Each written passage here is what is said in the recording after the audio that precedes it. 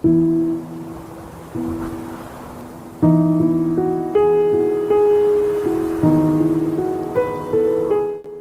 সব শব্দকে একা করে দিয়ে আঁকড়ে ধরে আছি শুধু একটাই শব্দ, স্পর্শ। বলতে পারো তোমার এই স্পর্শের স্থায়িত্বকাল কত? এই জন্ম, নাকি জান্নাতুল ফেরদাউসের পথ পর্যন্ত?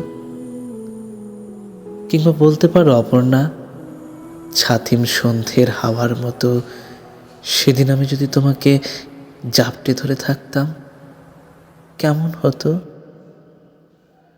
সময় কি নিজস্ব হিসাব ভুলে যেত, নাকি পৃথিবীর কোনো শব্দই আর আলাদা করা যেত না?